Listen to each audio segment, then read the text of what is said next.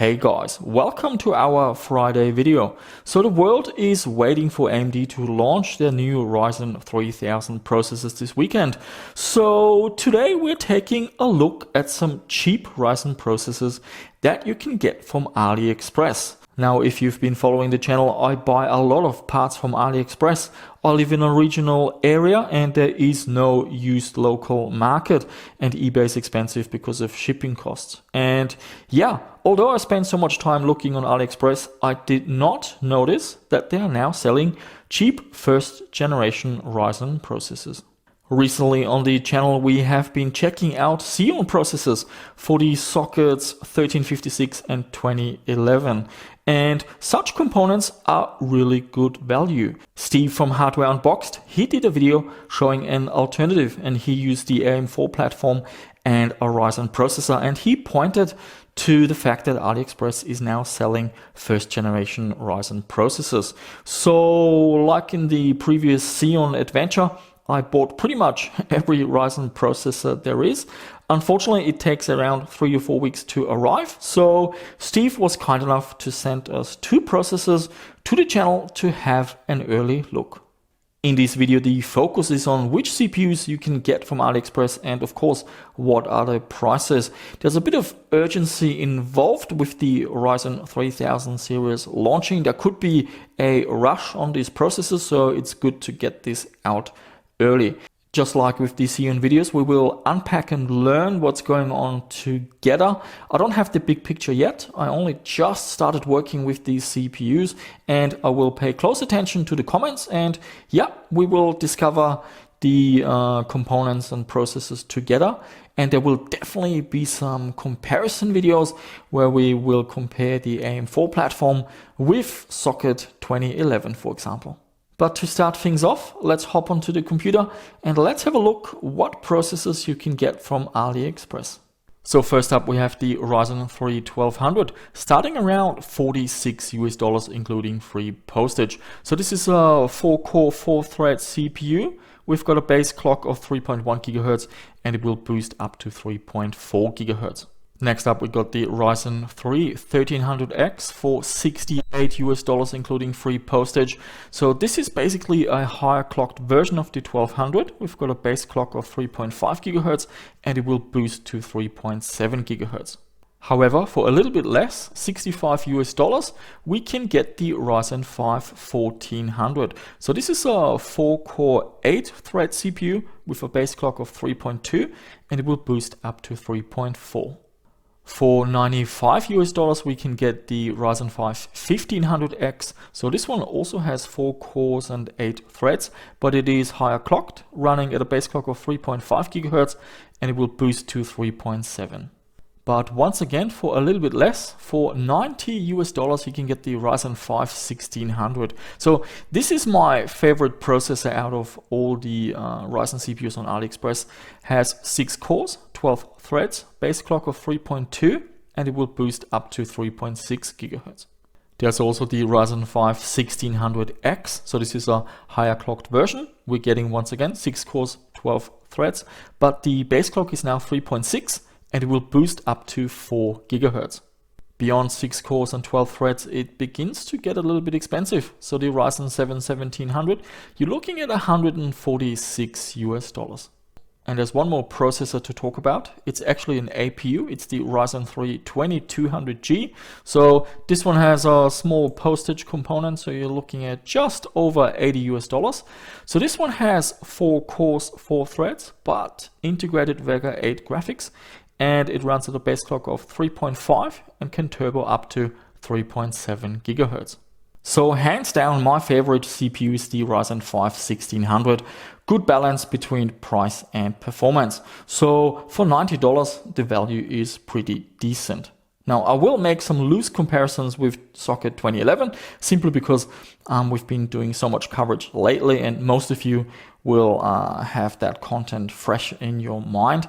So if you want an unlocked 6-core 12-thread CPU on the 2011 platform, you've got a choice between the 1650 and 1650 V2, and they cost around $100 to $130 on AliExpress. So we are already in front in terms of pricing with the processor. We need an AM4 motherboard, and I got this a while ago. Usually I go for the cheapest option, but everywhere I looked, people told me not to get an A320 motherboard.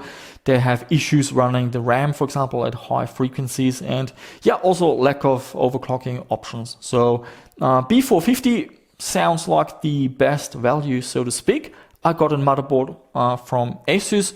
I've got a long history with Asus, going all the way back to Pentium 4 motherboards, and I found them very reliable. They just work, and they usually have good BIOS and good compatibility with components. So that was why I went with Asus. Now, in hindsight, and now having done a bit more research, this is probably not the best motherboard I could have gotten for the price. For example, we don't get any VRM cooling. We only get 2 RAM slots, but yeah, having only 2 RAM slots is actually not too bad, because it's foolproof. You just put in 2 RAM sticks and it guarantees that you're running in dual channel, and it will also run at high speeds. Whereas with 4 DIMM slots, you have to read the manual to make sure they are running in dual channel configuration. And these slots are what's called daisy chained. So you actually have to pick the 2 fastest slot if you want to get high frequencies. Also with the PCI Express slots, slightly better, slightly higher-end motherboards have a PCI Express 4X slot here. That could be of interest if you want to do, for example, 4K capturing with a capture card from Ava Media, or yeah, basically 4K capturing, which I can see a lot of people wanting to get into. Lack of PCI Express 4X is definitely a weakness of this motherboard. Also nice is that you can use existing AMD coolers on AM4. So I had a go at using 2 coolers. This is a deep cool, the Gamma Archer, rated at 95 watt TDP. Struggled a little bit. The temperatures got up to 80 degrees, but it does provide nice airflow onto the VRMs, which is quite important. So I used an old Phenom 2 cooler. That's a 125 watt cooler with copper plate, and that did a much better job at keeping the temperatures in check. Prices for AM4 motherboards will depend on the region. Here in Australia, for example, Amazon is actually a pretty good place, together with Prime and free shipping, but also on eBay, they often do like 15% off sales, so you just have to look around. But also for our international viewers, for example, Russia or Brazil, and other areas where buying new is not that feasible because they get hit by 20 or 30% import tax and tariffs. For you guys, I also have an alternative. I had a look on AliExpress, and you can get a B450 motherboard from Colorful for $80, and they will mark it down. I have ordered such a motherboard, so that is something we will check out in a future video. And Colorful is actually one of the best Chinese brands. They've got a website, they've got BIOS updates to download, there's a PDF user manual, and I had a look inside the manual. It even has overclocking options. So I think this will be a solid alternative for you guys that get hit with tariffs and import taxes. RAM is really interesting with the AM4 platform, and there are lots of angles to this. So you can argue that, well, if you're on a budget, you will probably go with 2400 megahertz RAM and only 8 gigabyte. But then the other perspective is, well, that's going to hold back the Ryzen. You want to show what the CPU is capable of, so you should be using a 3200 megahertz kit. And both these points are valid. Now, in terms of RAM capacity, I'm using an SSD and an 8 gigabyte graphics card, and yeah, you get away with, in most games, with just 8 gig of RAM, but it's 2019 and I believe 16 gigabyte is the way to go. It should last you a few years, and yeah, prices have come down. So this is a 16 gigabyte RAM kit from TimeTech. They sent it to the channel a few months ago. We did some Ryzen 2200G content, and you can get this kit for $73 or so on Amazon. So that's actually not too bad. The Ryzen processors do like fast memory. The reason has to do with what's going inside the CPU. There are 2 clusters with 4 cores each, and on a 6-core processor, per cluster, one core is disabled. And between the clusters to communicate, there's something called the Infinity Fabric, and it's synced to the memory speed. So the faster memory you have, the faster the Infinity Fabric, or the lower the latency, and that will translate to faster performance. So it is in your interest to use fast memory with Ryzen processors. And again, for our international viewers, I had a look on AliExpress, and yeah, for around $70 you can get a 16 gigabyte kit with 3200 megahertz directly from AliExpress. And once again, just contact the seller, they will mark it down, and you can avoid hefty import taxes and duties. We're gonna have a quick look at some gameplay. So for the test, I'm using an SSD to avoid loading times and have good frame times. A 650 watt power supply from Deepcool, and we've got a Radeon RX 580 with 8 gigabyte of VRAM. So first up we have Shadow of the Tomb Raider, and this is one of many games that are totally bottlenecked by the RX 580 at 1080p. So that's the reason why I'm testing all the games at 720p. I know no one is going to play that resolution, and if we would evaluate an entire system, I would test at 1080p. But the idea is to evaluate the processor, so that's why I'm running at 720p. So this is a game, even at 720p, we are bottlenecked by the GPU, and we're getting decent performance, even in demanding areas. Next up we have Hitman 2. This is the demo version, and yeah, I like to use demo versions to keep the channel on a budget, so to speak. That means that there might be areas later in the game that are more demanding, but it also means that you can just download this demo version for free and have a go on your PC and see how it compares. Now, once again, we're running at 720p, and once again, we are limited by the graphics card. That's how fast this processor is. Yeah, and it runs silky smooth.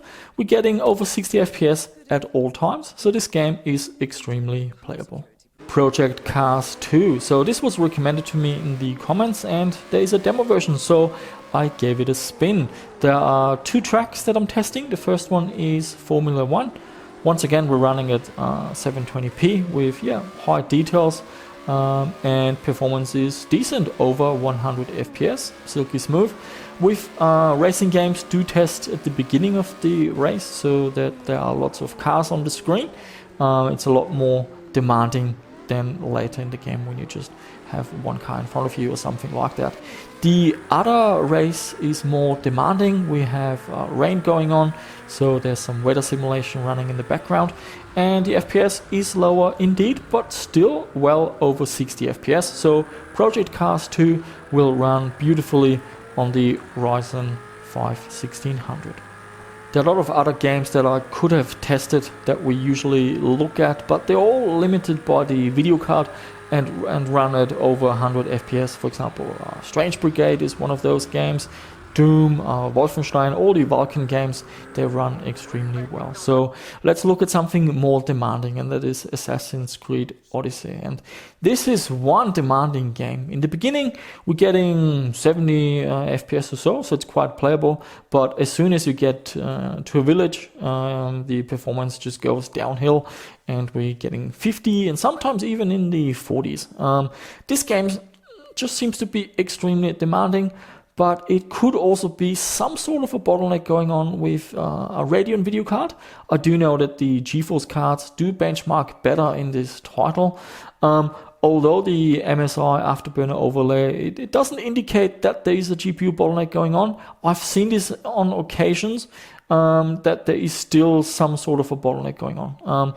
Because I've been watching YouTube videos of people testing this game, and every time someone had an RTX card, it seems to perform quite a lot better than what I'm seeing. So that's something to keep a mental note.